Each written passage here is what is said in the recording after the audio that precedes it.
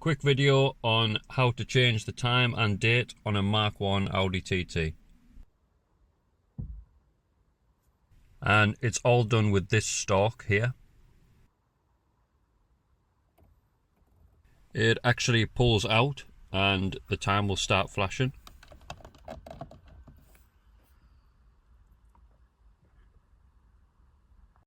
Twist it clockwise to go up and anti-clockwise to go down.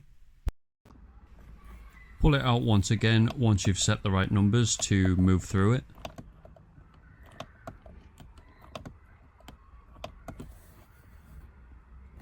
And just press it in to set it.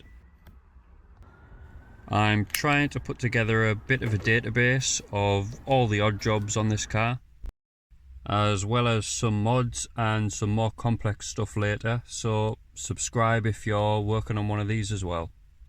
Thanks for watching.